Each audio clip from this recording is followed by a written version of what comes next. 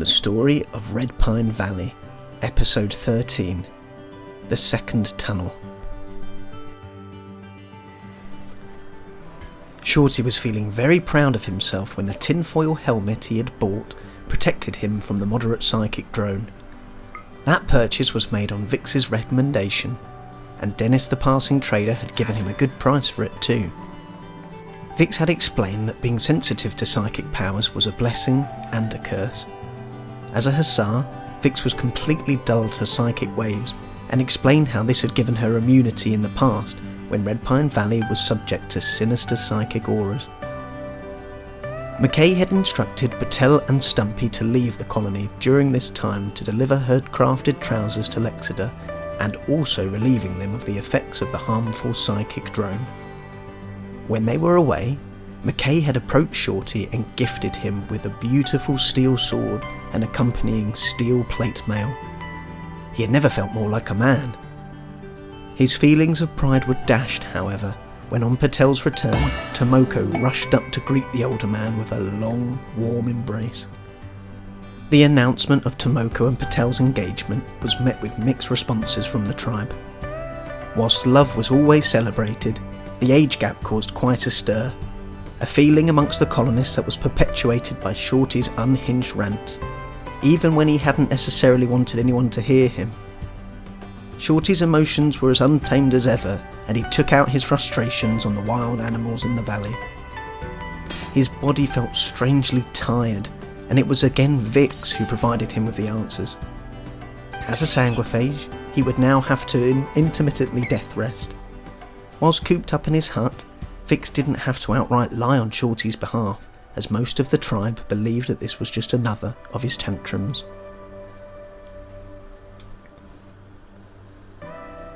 Somehow, Tomoko was happier than usual as she bustled around the colony. The cold snap had ended, and the psychic drone had passed over. Her fiancé, Patel, was rugged and charismatic, although his ideology forbade intimate relations before marriage. Over spring and summer, she found herself dreaming of his embrace as she busied over her designs for beer brewing, pinoxycycling, and carpet weaving. Her mood was further uplifted as she witnessed the huge new field of corn being encased in a great wall of strong granite stone. She still sometimes joined the construction team and assisted them on replacing the existing outer wooden wall, also with granite. The colony's endeavours were clearly appreciated by the great Pathfinder as a patch of ambrosia sprouted around the anima tree in the square. She even managed to see the optimistic side of things when the prisoners, Kabaz, Wormy and her baby Ibis all contracted gut parasites. She was spending so much time researching that she had been ignoring her skills in medicine of late. For all that made her happy, the one thing that nagged at her was the health of her good friend Shorty.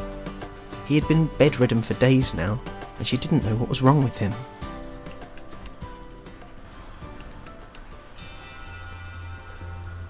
Once again, a mechanoid ship had crashed at Redpine Valley, this time to the east, and this time with an ominous defoliator.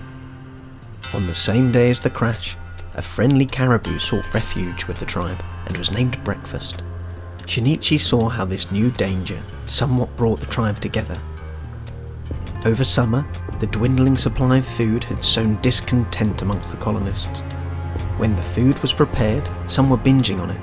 Fights had broken out, and Wormy had even snapped and dug up the remains of a long-deceased fire, whose spirit it seemed refused to stay in the ground. Shinichi himself had flipped and destroyed Vix's supply of go juice in anger. He only then realised what a grave action this could be, and was guilty and apologetic for what he had done. On top of all of that, Gubbins had once again become feral, as it transpired that Wormy was not capable of taming her. For now, the raccoon had got itself trapped in the prison and couldn't be coaxed out. However, when the mechanoid ship appeared, the tribe united behind the plan to assault the ship, using the same strategy as last time, but with more experience and insight into its implementation. On the day of the assault, everyone had been immensely relieved to see Shorty up and on his feet, apparently stronger than ever. Shorty had become an effective operator and went to lure out the mechanoids.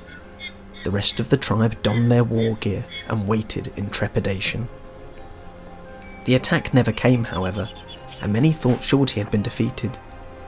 Later that day, he returned, injured but alive, and with news that the mechanoids wouldn't budge.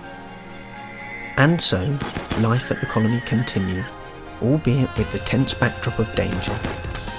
Shorty would run off into the night and return with more injuries, sometimes looking very serious indeed, but Shorty persisted. During the long assault, a group of beggars arrived at the valley, asking for 700 silver.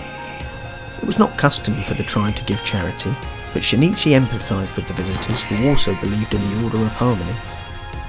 Though still very young, Shorty's impressive abilities and disfigured appearance made him an intimidating individual, although not to Shinichi, who could never shake off his paternal feelings towards the young man.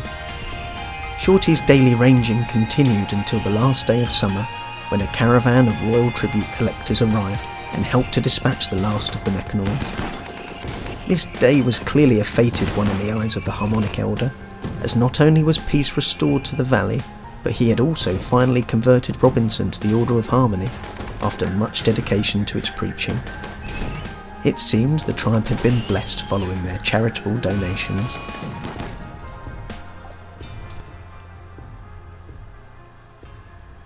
McKay had been tremendously impressed with Shorty. Even if the Shattered Empire's caravan had helped to finish off the defoliator, Shorty had kept them at bay.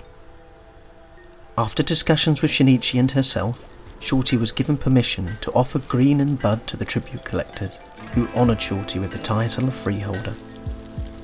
McKay was frankly relieved that she no longer was the sole point of contact between the United Foundation's tribe and the Shattered Empire.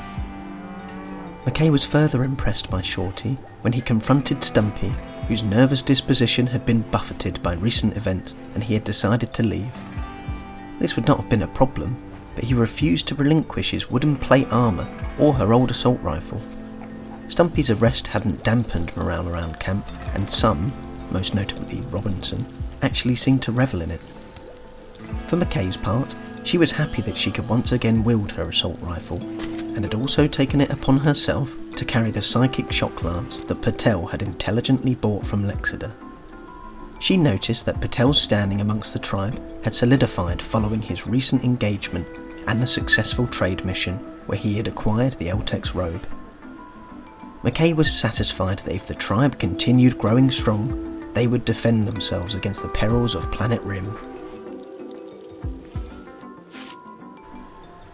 Before making Redpine Valley his home, Patel had been thrall to Bud the Sanguiphage. His service had begun when he was a young man who had aspirations to become an actor. At that time, the idea of aligning with a mighty Sanguiphage had been alluring and fantastical. Though, in his 20 years of dedicated service, Patel had become hardened and resentful of Bud. His cruel life had been made a joke of, as he was forced to carry out the orders of the man with the annoying voice. Made more unbearable to Patel's ears, as Patel himself could carry conversations with charm and class. Patel's own beliefs condemned slavery, but he was immensely satisfied to see his old master carted off with the royal tribute collector. The Sanguiphage had been starved of hemogen and death rest, so it was no surprise that his parting glance was full of anger and bitterness. Once Bud had gone, Patel could truly appreciate his surroundings. The tribe had built a pretty and safe home here. Although he did not follow their religion, he couldn't help but admire the customs and traditions that the Order of Harmony held. The people here were just and had a respectful pride for themselves and for others. The tough manservant was also impressed at the strength of the tribe, as he watched Shinichi's anima tree bonding ceremony from a distance. He had noticed that Shorty's true nature was currently a well-kept secret. A secret that he too would keep. Despite his past experiences with Bud, he still held reverence for the immortal Sanguiphage and saw a lot of potential in young Shorty. Patel expected his life to be better here.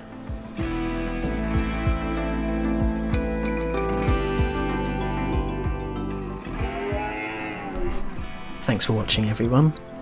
this episode spans such a long time, much longer than any of the other episodes. I wouldn't, maybe like 20 days, the whole of summer and most of spring.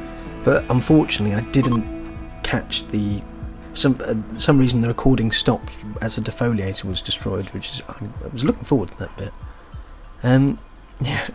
Also, I used DALL-E 2 to make the thumbnail and some of the art. Although I must say, Shorty did come out pretty creepy. I tried to make a movie poster for the Story of Redpine Valley as well, but DALL-E, bless it, couldn't write the text properly. It's a shame because they look really beautiful. I was thinking of making it like the Rimworld language or something. Anyway, at the end of this one, the tribe had survived a total of 140 days. Tribe, colony, tribe, blah blah blah.